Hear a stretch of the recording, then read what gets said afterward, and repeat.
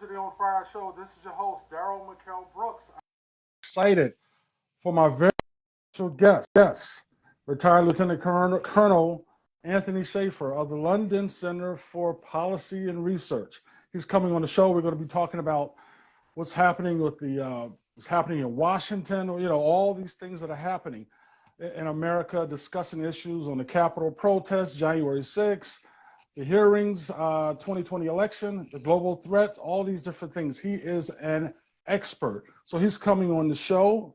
So this is the On Fire Show with your host, Daryl Brooks. I met this great patriot. All right, he's joining on. Hey, how you doing? Hey, Daryl, can you hear me okay? Yes, can you hear me? Yeah, I can hear you fine. All right, thank you. Thank you for coming on, first of all. I'm happy to join you, and it was great meeting you last Saturday, and I hope, can you hear me okay? Yes. Great. Yes. Yeah, so listen, thank you for coming on. Sure. I've heard your speech in Virginia at the Freedom Conference, and it was exciting to find out there's a person that has knowledge like you who are walking around with great knowledge. Yes. Well, thank you. Yes.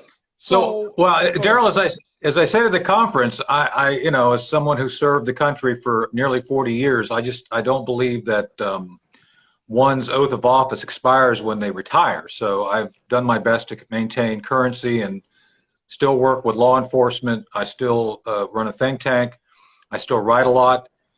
So I appreciate people like you who have not given up trying to do the right thing. So I appreciate your integrity and willingness to hear me out. So thank you. Thank you very much. So you're a retired Lieutenant Colonel, London Center for Policy Research, New York Times bestseller, CIA trained in intelligence.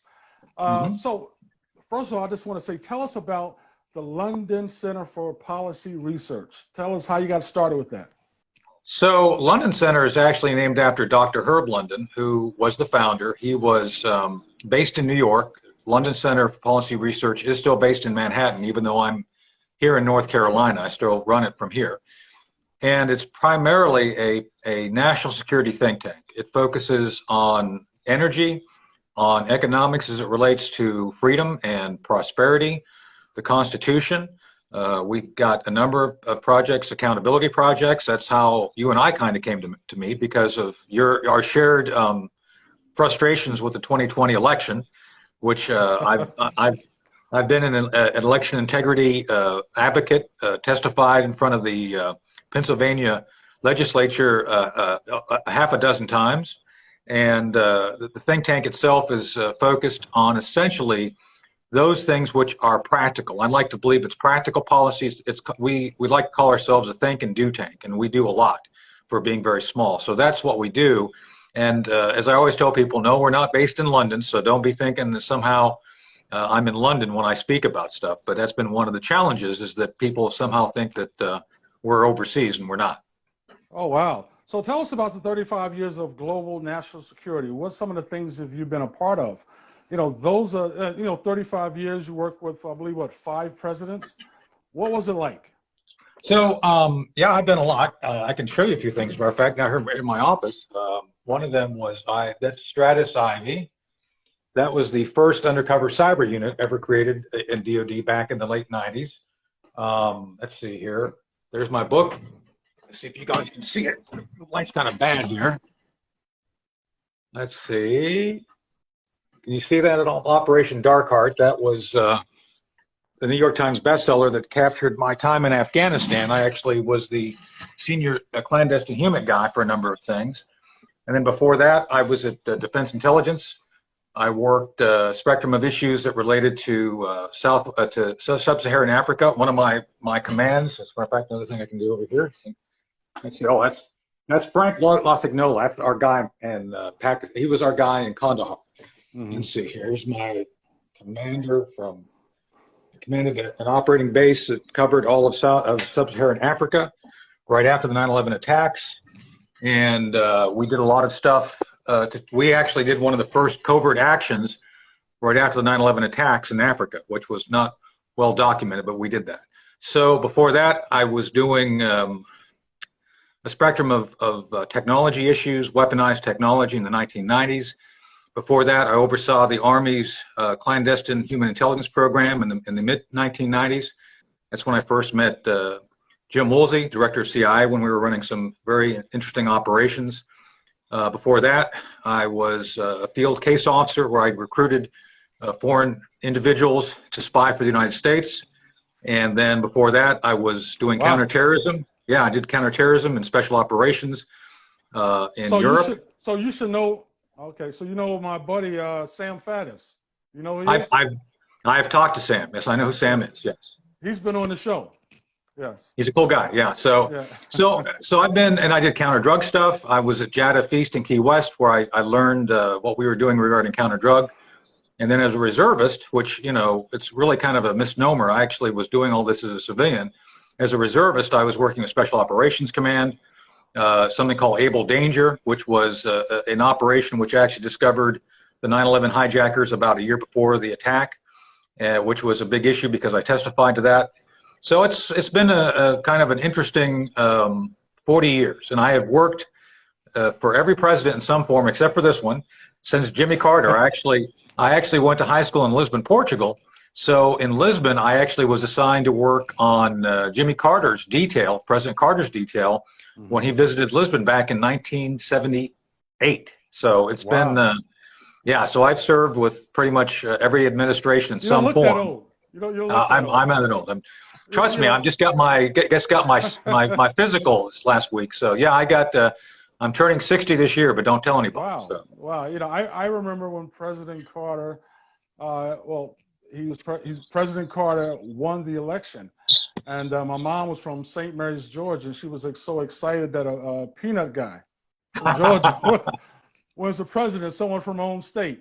You know, that was, I remember laying in bed. She woke me out of bed and said, Jimmy Carter won, the peanut guy from she's from St. Mary's, Georgia. And I remember him from Plains, Georgia, and the whole around Plains, Georgia, Americus, Georgia. So that was exciting when he won the election. So that's very cool. So one of the things I wanted to talk to you about, as you talked about at the conference, was the Capitol protests, the hearings going on in Congress. But before that, let's talk about the 2020 election. And sure. What was that like for you? Because I was in the middle of that in Philadelphia at the Convention Center with Giuliani, Corey Lewandowski, sitting in a meeting and hearing President Trump's voice, and we talked about, you know, some of the things that, you know, I seen at the Convention Center, and it was the coolest thing to be in a room with Corey Lewandowski, by myself, Giuliani, and then hear President Trump on the phone. That was one of the coolest things, and also one of the most exciting parts about it is that how you've seen a press conference, you've seen some of the things as a national press conference, press releases, individuals coming together on a national presidential level. That's something I've never seen before, because I've worked in politics and from city to state, but on a national level to see these top leaders for the president come together. So to you, what was it like for you when you seen the 2020 election, the corruption, the things that took place? What was your whole feeling on that first?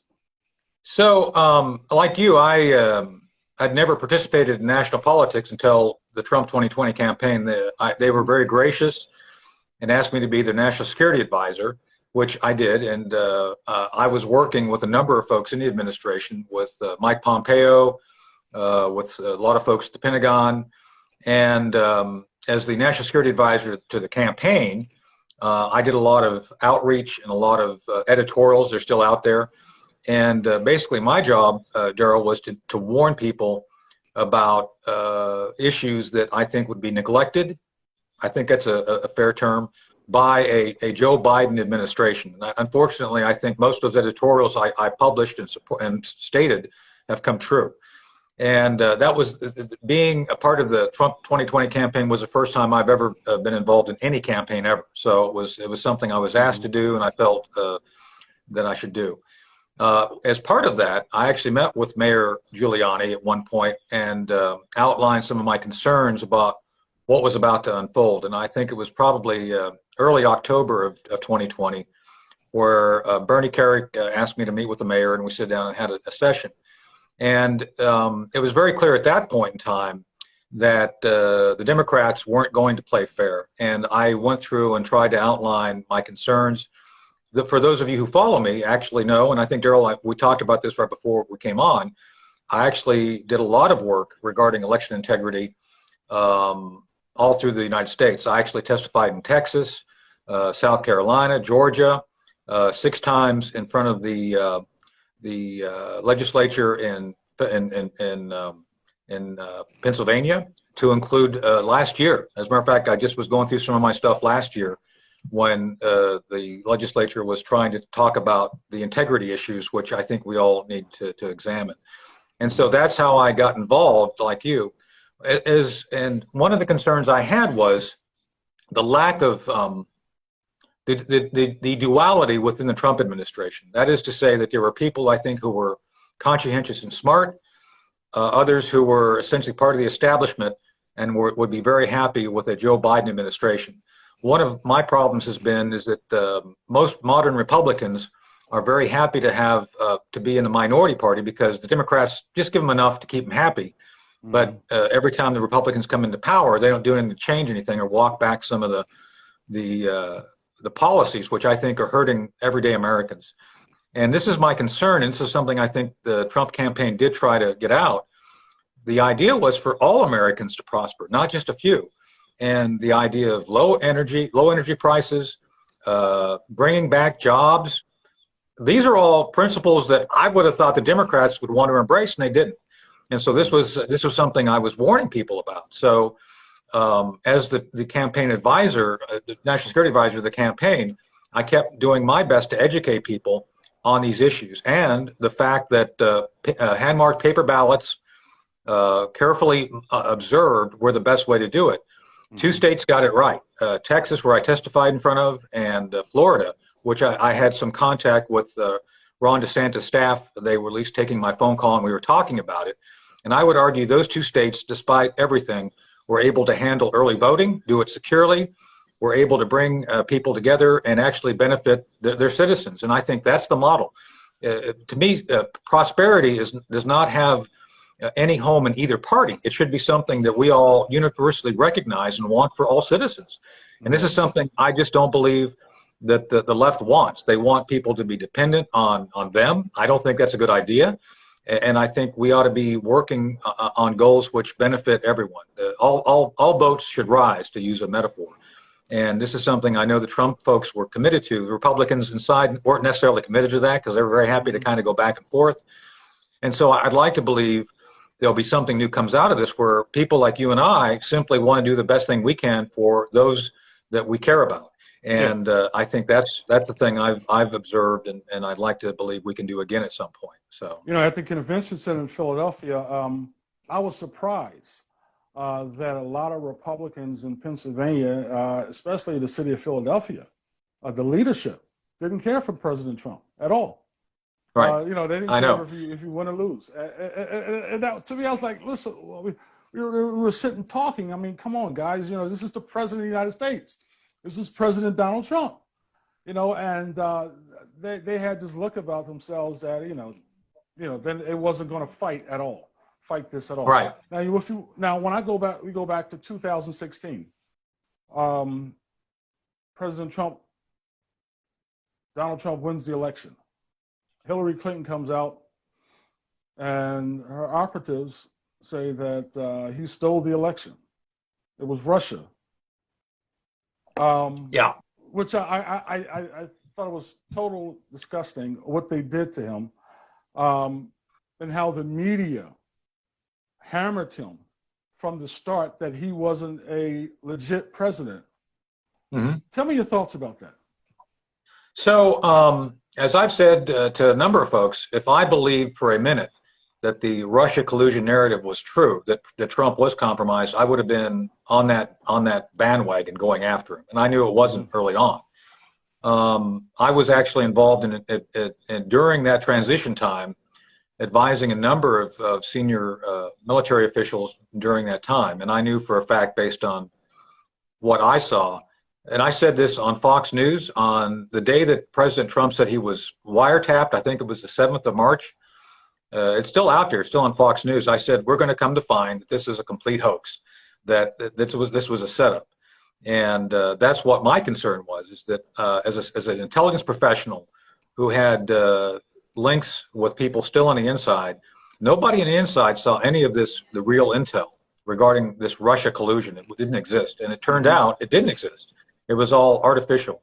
I actually had a New York Times reporter confront me. We actually went to lunch in Georgetown back in the day, and he tried to say, well, you know, the Russians hacked into the DNC server. It's like, no, they didn't.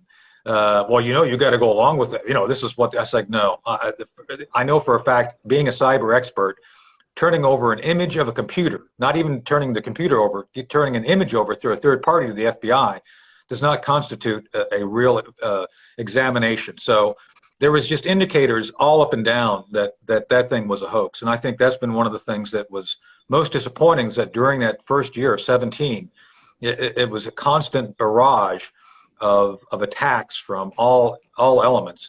And there was leaks. I don't think Rance Priebus was the wisest choice to put into the White House, just saying.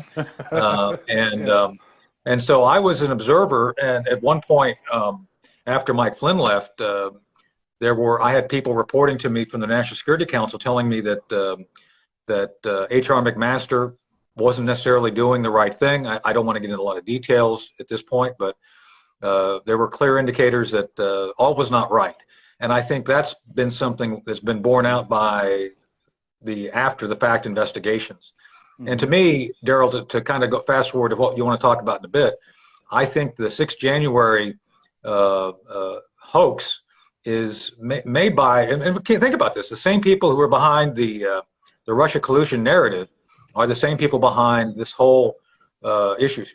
Schiff, Pelosi, all the media, the Atlantic, the Lincoln Project, all the same characters are all the same ones reprising their roles in the 6th January issue as well. So it all kind of comes from the same poison pill that these folks are all acting in bad faith. So I was there January 6th. I was in Washington.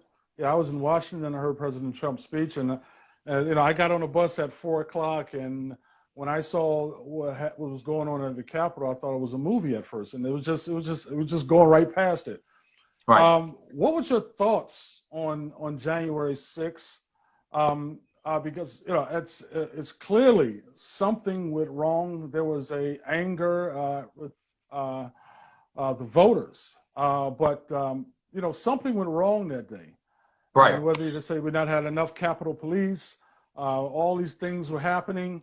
You know, tell us on your thoughts about what happened on January 6th at the Capitol. Well, let's start with the 5th. One of the things that's been left out of the current hearings is events which occurred on the 5th of January. Those things were a realistic threat assessment saying, we don't know exactly what's going to happen, but President Trump did request 20,000 members of the National Guard be moved to the Capitol, just in case. And I know that the Pentagon received that request. That request was then forwarded to both Nancy Pelosi and Mayor Bowser, the mayor of D.C., and they were interacting with the Capitol Hill Police. And by the way, I have immense respect for the Capitol Hill Police. I saw them all the time when I was there on Capitol Hill. And even the commanders of the police recognized maybe we should just play it safe and bring them in and have them available. And those requests were denied. So, Daryl, the one thing I think that the whole committee should be looking at is who denied those requests and why. To me, that would be the fair thing to do. I don't think there's been a word said about anything regarding those requests and why they were denied. It's all been about the day of the event and Liz Cheney's narrative, laying it out, saying that on this day, all these things happened, and Trump was clearly trying to overthrow the process. And the facts, in my judgment, don't bear that out. So, and then on the day of, once, and I actually came down and heard the speech. I was near Yeah, the Washington Monument. I was within, and the other thing, I Daryl, was people there tend to too. forget. Yeah. Yeah. So I was there in a crowd with everybody else, with some colleagues, and I actually reported my presence to law enforcement. As a matter of fact, the people I work with, I said, "Hey, I'm going to be on the Capitol today, so just saying, if anything comes up, I can help report on what's going on." And it was very much during that morning a circus environment. People were happy. Yeah, it was serious, but I mean, I did not see anyone angry. I mean, it was like a carnival. A lot of people were there, a lot of upbeat people, and there was not rebellion in the air. There was not like this And idea of let's go do something. It was more about, yeah, hey, we're here to hear the president speak and have our voices heard. yeah. And And it was something cold that happened. day. Yeah, Yeah, something it was happened. cold. Yeah, I was dressed pretty warm, as I recall. Yeah. And there's pictures on my Instagram of me being there. So I've never denied being there at all. And then I had to get back to work. You know, about noon, it's like, okay, I had enough fun. About 1, whatever it was, I had parked over by the International Spy Museum, got in the car and went home. And then that's when, like you, is like I was kind of shocked to hear what was going on. And the day of when this all happened, one of the things that is notable and has been confirmed by several sources, and I have to be careful because of direct knowledge versus what has been reported. There's always, anytime you have the vice president or the president involved, you always have an element of Special Operations Command available to basically jump in and help augment the police. They're available, and Hmm. this force was actually billeted or hidden, whatever term you want to use, in one of the House office buildings. It was there. They were ready to go. And what's notable, Daryl, is they were never used. So if things are going bad, and these guys aren't trained, they're not going to go in and start shooting citizens. Their job is to basically secure things, to basically do a show of force, to bring back order. And you got to ask yourself, if they were there and available, why weren't they used? Why didn't Hmm. someone say, we need you now, go do this? Because by all accounts, the Capitol Police were overwhelmed. Okay, I don't necessarily doubt that. I think there's some video that's compelling showing that the Capitol police themselves breaching the perimeter. You've been there to the Capitol. There's layers, and there's Yeah. fences, and there's video of those fences being opened and people being permitted in. I've questioned how and why that happened, hours leading up to it. And then also a mysterious individual named Ray Epps. Ray Epps, man, I tell you, that guy, the day I started trolling him on Twitter, I got my account permanently suspended, just saying. Oh wow. And yeah, no, it was very interesting. I got him to respond, and then within a very short time, I was gone. And Ray Epps is one of those shadowy figures who was never held. I think may have been arrested, but somehow he got released, and he's on video inciting the riot. So okay, so you got a guy who is literally on video inciting a riot, and yet he's not being prosecuted. Why would that be? And I think there's other instances like Ray Epps, which leave open the question that was put to Merrick, to the Attorney General, Merrick Garland, about what were federal officers involved in the 6th January events, as in, like, were they in the crowd helping encourage it to happen? And he wouldn't answer. He wouldn't answer that. So I think there's indicators that those aspects, the Nancy Pelosi role, the Muriel Bowser role, resources not being used, who are these guys who were clearly instigating, were not prosecuted? Those are all things which I think we should look at. That if the 6th January commission was actually honest and fair, you would have a fair airing of all this. But apparently, they don't want to talk about all these things I just brought up. Or if they get brought up, they get upset with you enough, they're gonna suspend you from social media. So it's there's Wow. something Yeah. there. Yeah. Hmm. Let's talk about, you talked about at the Freedom Conference the word insurrection. Insurrection. Yeah. Insurrection. Well, tell us, what do you think is a real insurrection? Because I told people that, well, the people that were protesting there, they didn't have any guns. No. There were no weapons, no guns, nobody was shooting. But there were people saying, oh, they had guns there and they were No. prepared to have a shootout. It was an insurrection. They want to take over the country. Talk to us about what does it mean to have what is a real insurrection? So I've talked to a number of constitutional attorneys about this, and their interpretation. I'm not a lawyer. I've played one before, but I'm not a lawyer. And basically, an insurrection has to be against the sitting government. The sitting government at that point in time was that run by Donald J. Trump. That's the government. So an insurrection has to be against the government, not against a political process. So simply going and trying to disrupt the counting of electoral votes is not an insurrection. It's a interference with process. And I think, Daryl, check me if I'm wrong. Last time I checked, they did still sign Biden in to be the president, right? I mean, right? I think I saw that on all the. He's president. Yeah, so he's Sleepy Joe. I didn't see an insurrection. An insurrection, by definition, would have been an attack against President Trump and the federal government, trying to basically see them removed.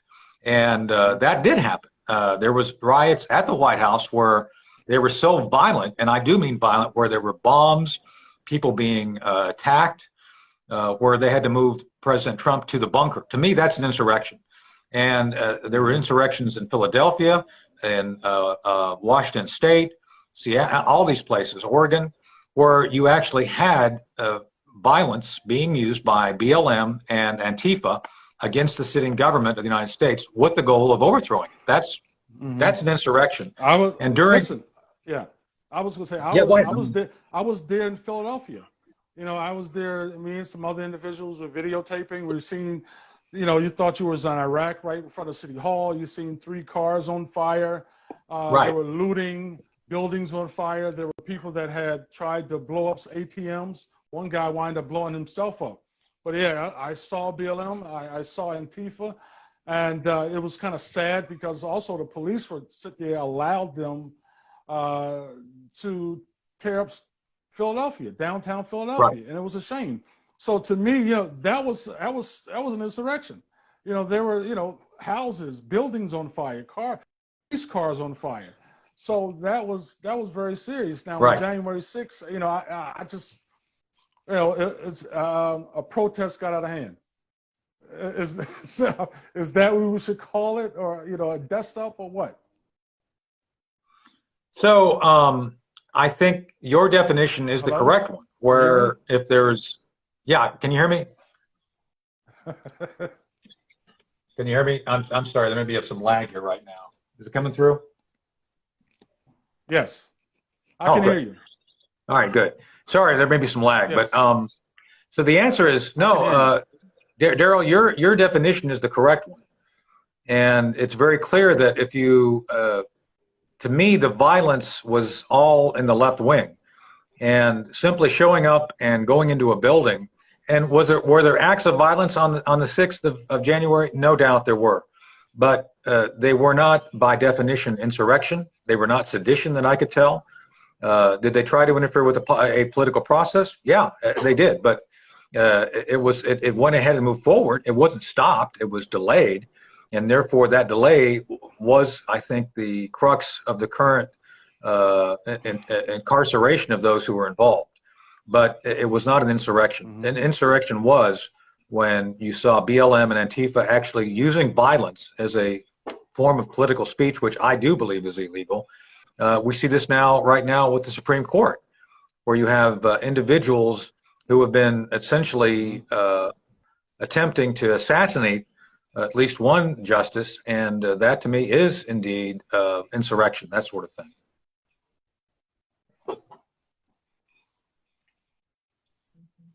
Mm-hmm. So let's talk about the media. CNN, MSNBC, and you know, a lot of the liberal press. I call them agents of the deception. And right. I am just getting so worried in America, where you have CNN, MSNBC, the liberal press have their kind of own army of people that get upset and are prepared to do anything. And you see it was happening with a federal court judge, Supreme Court judges, Right. trying to assassinate a Supreme Court judge. You see what people are saying about the president, President Trump.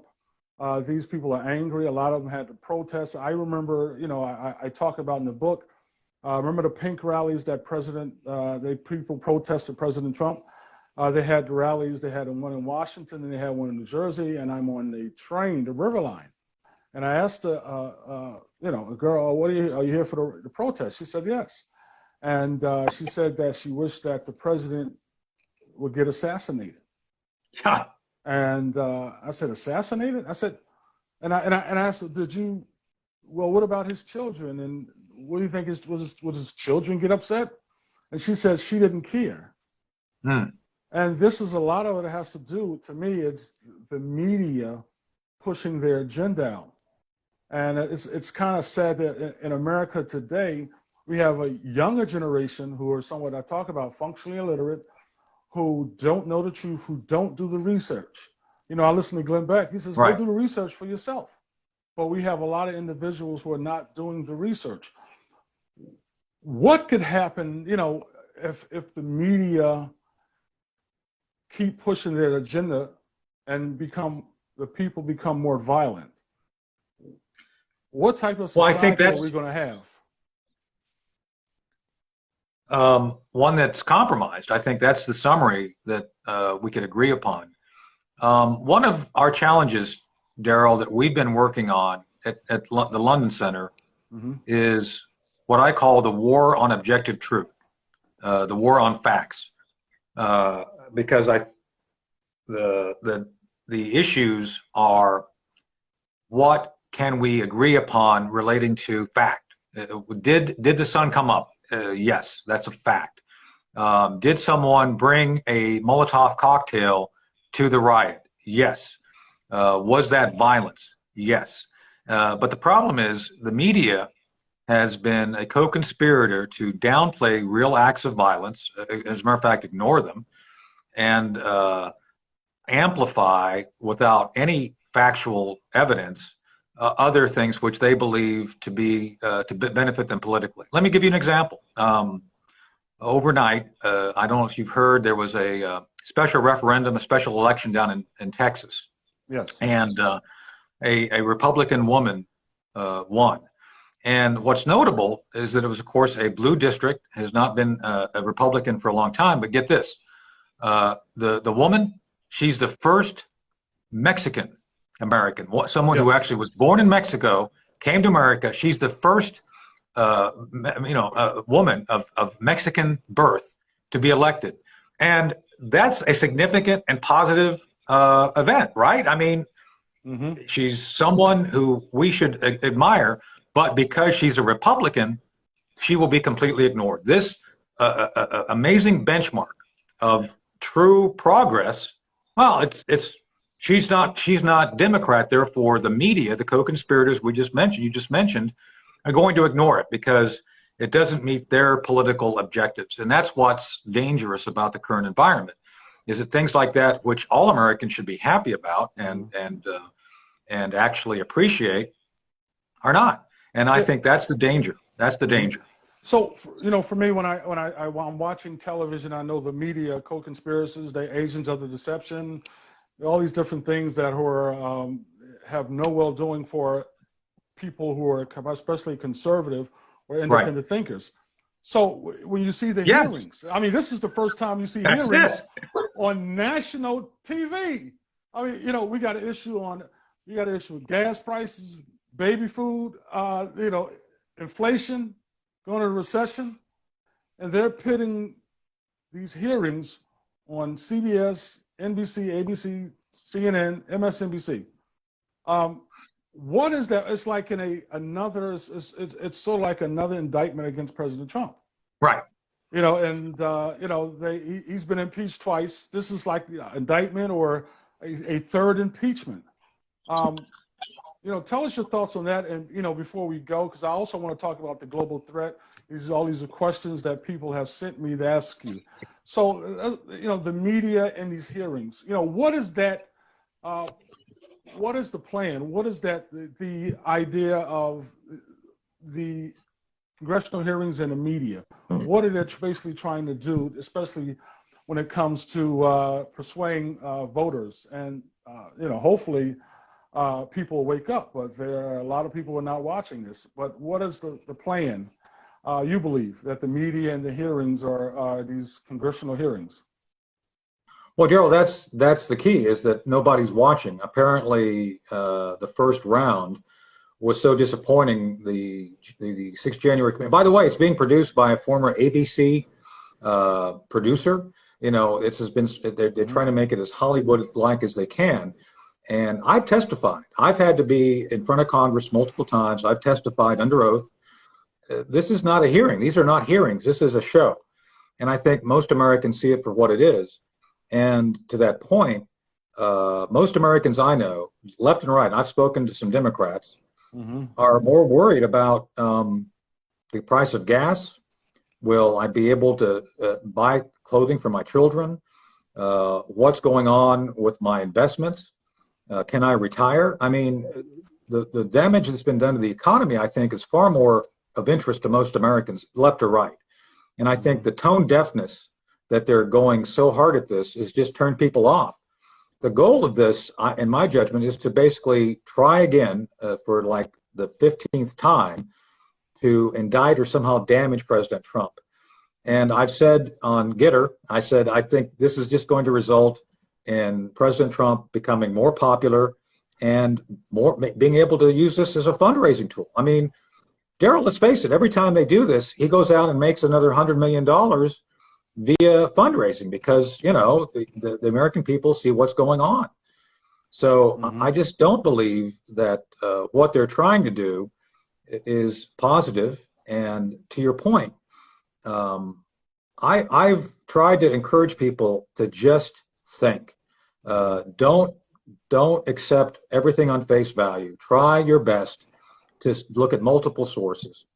And I think in this case, most people, I'd like to believe, know some of the issues we're talking about, know about the 5th of January, what was going on, that there were attempts to actually give Washington, D.C. and Congress resources to prevent a riot, that other folks on the day of, it's like, one of the things I know for a fact didn't happen is this thing about Scott Perry, Congressman Scott Perry. Scott Perry never asked for a pardon.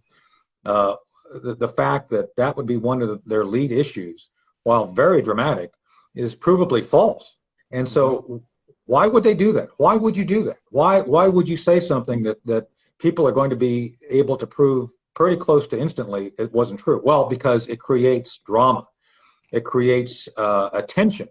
And I would argue they're more about trying to gain attention than actually tell the truth. It's more about a political outcome they're trying to seek regarding President Trump than any exploration of the truth or facts. And I think that's what makes it, and as you point out, the mainstream media is trying to amplify it. And I don't think it's working. And I think that's why they took a pause in what they're doing right now. They got to figure out another approach to try to get people to pay attention. So what are the chances of Garland pushing, getting an indictment on President Trump? I mean, is that, it's up to him.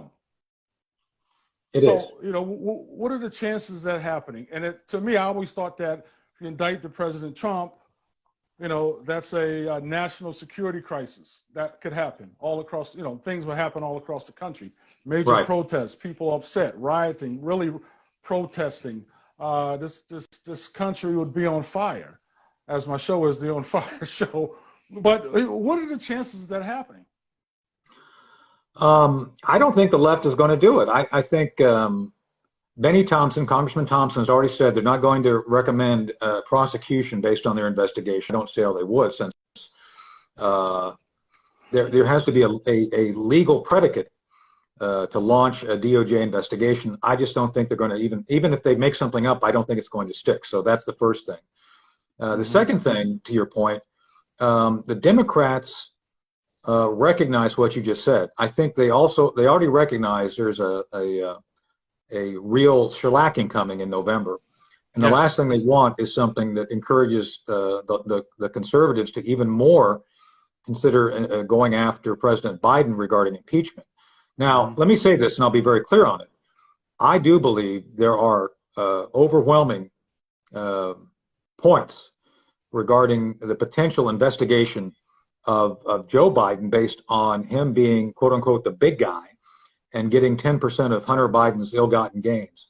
And for your audience to understand, early on in the Hunter Biden hard drive process, I knew it was true because I knew the people involved. Colonel Ron Scott is the uncle of JP, the computer tech. And so I was offered and had access to the hard drive early on. And what you'll find interesting is that my opinion, being a guy who served as a senior intelligence officer, a qualified expert, I was not allowed to comment on social media because of these 51 intelligence officers, whatever it was. They all signed this bogus thing for Politico saying, oh, it was Russian disinformation. Daryl, I knew it wasn't. So what I'm saying is, based on the fact that that has been proven correct, there are ample grounds for the impeachment of Joe Biden. So this is why I don't think they're only going to go so far against Trump, because if they do indict Trump, I think they're going to ensure Joe Biden is impeached. I think that would embolden the Republican Party to be even more aggressive. There would be more voices besides a handful right now saying it looks that like it looks like the midterm is going to be Republicans all the way. Right. So I don't think they're going to go. I don't think they're going to go for the indictment. I don't think so. Yeah. So there's a couple of questions I want to ask you. There were some people in the audience that sent me an email. Sure. And they want to ask you about global threat to America. Yeah. Is there a threat in America, the global threat, whether it's China, whether it's Russia, North Korea? Is there a serious threat to American?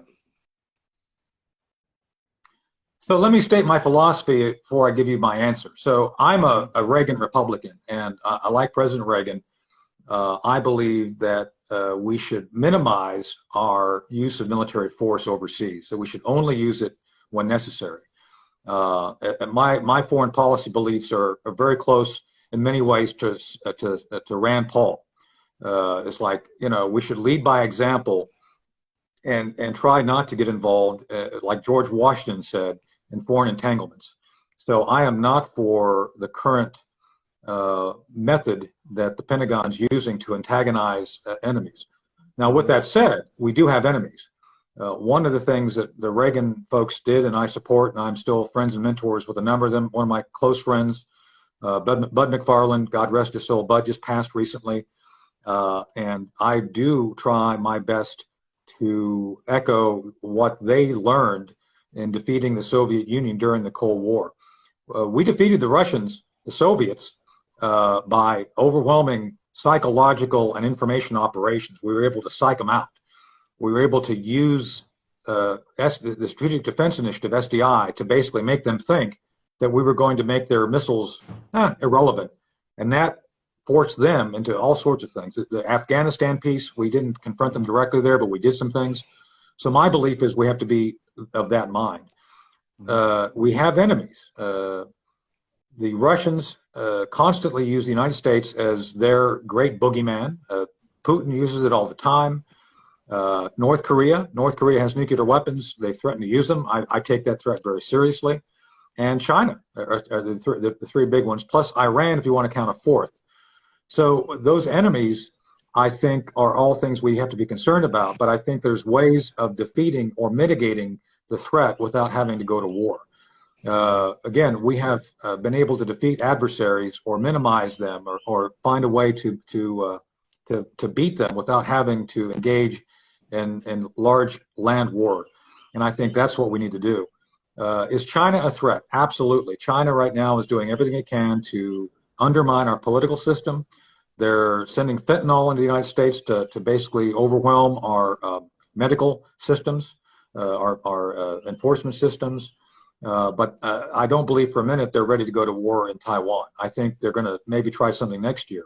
But the other thing about this, Daryl, is that with all these adversaries, the last thing you want to do, while I do not want to engage in war, the last thing you want to do is show weakness, because the moment you show weakness, you open the door for adversaries to think, I can do something and get away with it. That's the last thing you want.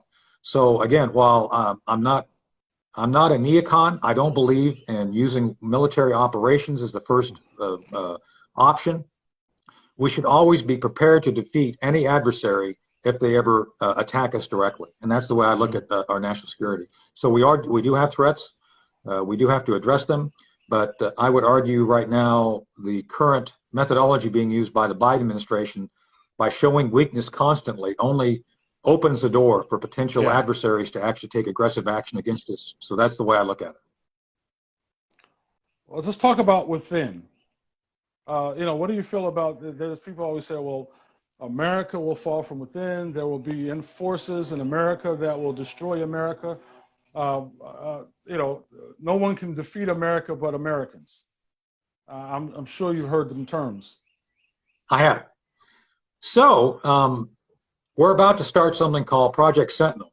And Project Sentinel is focused on defending the basic Bill of Rights and the structure of the Constitution as it was intended by the Founding Fathers. One of those amendments, Second Amendment, says, talks about the militia. My belief is we, citizens, are the militia. During that period, there was no great standing army. And so one of the things that was required by all able-bodied citizens is to be prepared to defend the United States against foreign threats and tyranny. It's actually mentioned, I reread this the other day, Daryl, just to make sure I understood what I was talking about. It talks about internal tyranny. So the way this has been established, our republic has been established, is each citizen has the right to be prepared to defend themselves. I don't care about what gender, I don't care who you sleep with, anybody, and everybody has this right. And so I think what we have to recognize is that there are elements within the United States that are on the extreme left who want to disarm American citizens, who want to essentially put the government in charge of everything. And there's something called the 10th Amendment. I'm sure you've heard of it. It basically says those things which aren't specifically mentioned in the Constitution, the federal government can't engage in. And I see this all the time where they overstep their boundaries. This is where I believe the states need to be that place where we place our focus regarding preventing the fall of the republic by the fact that that most states recognize that they have to support the people, their people. And I think this is the best hedge against tyranny, is to look at the states to make sure that those states, and we the militia, we people, are working with the states to make sure that forces do not come in to overwhelm our political process. And I've talked to my friends on the Democrat side. I believe that it is our obligation to maintain the system of governance so we can continue to have political discourse and disagreements. I have no problem with the other side having beliefs that are different than mine. It's just I don't believe for a minute I should be called a racist or a white supremacist simply because I disagree with the policy the left is proposing. And I think that's what makes this environment very dangerous, because it's not about discourse, Daryl. It's about demonizing your opponent and making them less than human. And I think this is a very dangerous thing for those extreme elements on either side, but mostly on the left right now, to actually do. So I do believe that we're entering some very dangerous times. Tim Pool, who else? Some of the other folks I see in the media have said we are now in a cold civil war. I think that there are indicators that we are in a cultural war, if nothing else. I think. Hey, listen. Yeah, I mean, let's listen. I think I asked you that question, dealing with the kind of the Great Reset, the cultural Marxism things are happening, the media, CNN, MSNBC, the video games. I mean, all these things play a role, video games, movies, and pushing an agenda that basically wants to destroy the American values, the culture of America. Right. Am I right? You are. So one of the things we've been studying at the London Center is the Great Reset. You've heard it, Build Back Better. All the progressive politicians, So I always remind people, to build back better, you must first destroy. And I'm a big fan of Star Trek, the original crew, the Star Trek II, The Wrath of Khan. There's a thing. There's a thing called the Genesis device, and there's a great scene in that movie where McCoy and Spock are talking about Genesis. It's like, well, it's like you can Armageddon and rebuild it in the same sentence, and so that's what it is. It basically, Build Back Better is the Genesis device from Star Trek: The Wrath of Khan. They want to destroy everything for purposes of building back this utopia. This people, Klaus Schwab, Klaus Schwab, the World Economic Forum guy.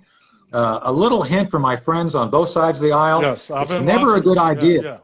Yeah, it's just a little hint. Never a good idea to embrace the thoughts of a German who has a totalitarian vision of utopia. Just saying. They tried it in the 1930s. It didn't work out too well.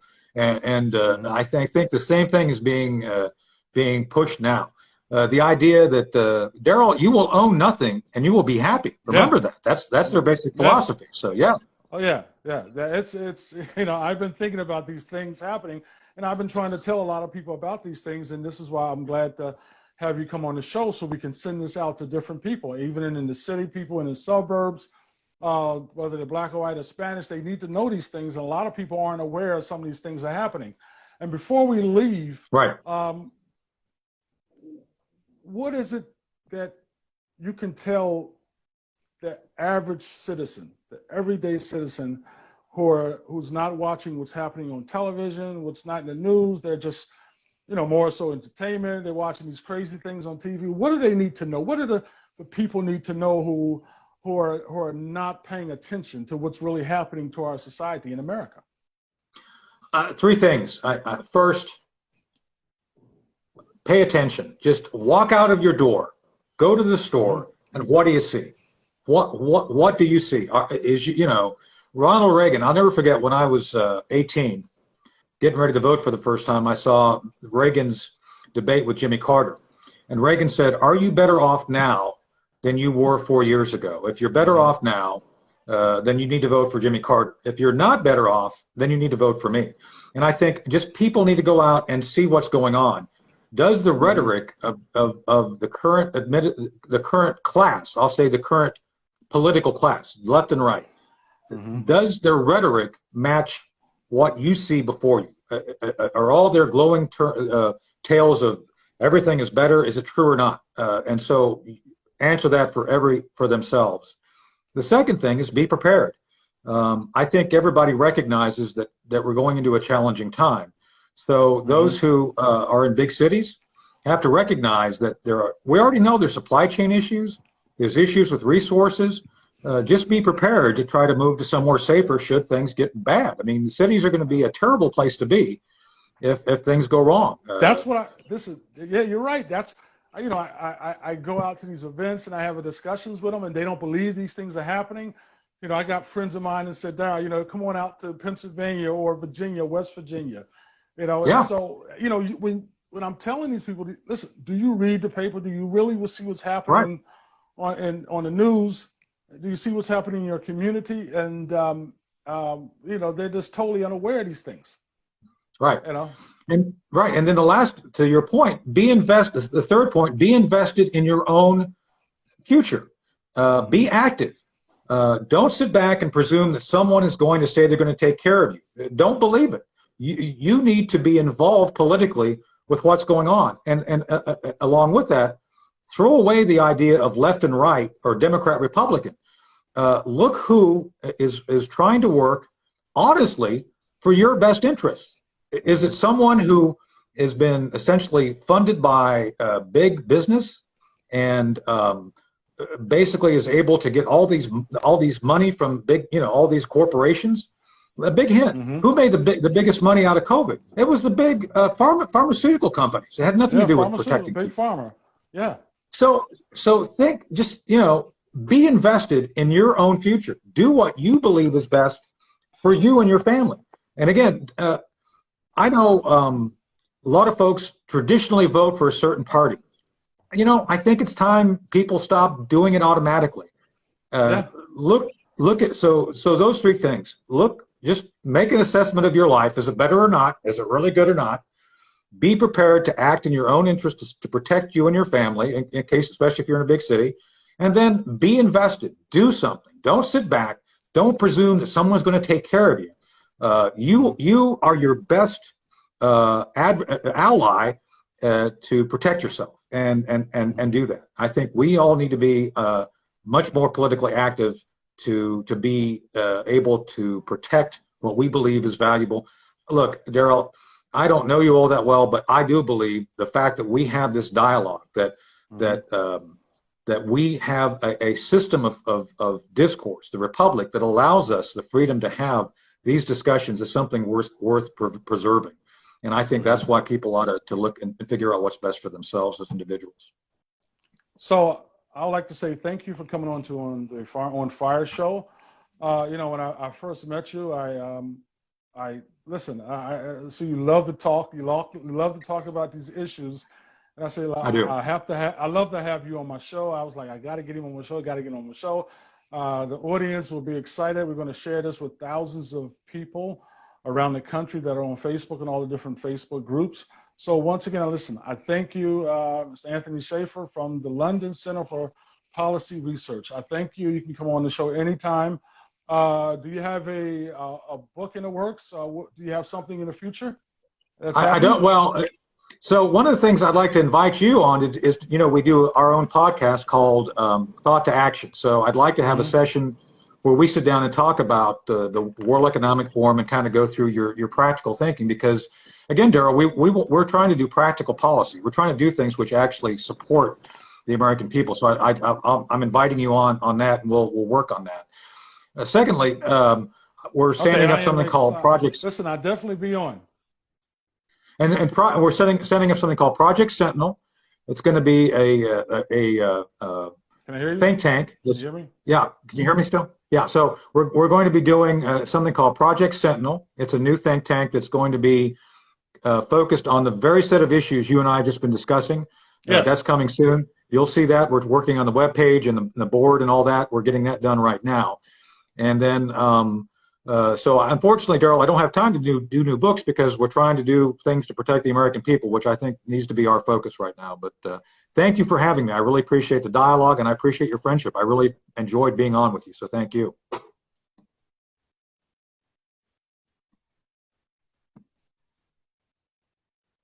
Daryl, can you still hear me?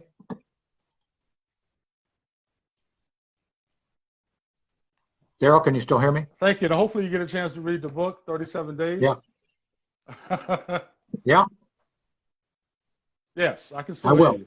I said you Okay, get okay. a chance to get to read the book, 37 Days. I will. I will. Definitely. Yeah, I can hear you. Yes. Okay. All right. So listen, okay, thank you. Thank you for coming on. You can come on anytime you want to, anything issues. God bless, be safe, take care of yourself. Thank you. Thank you.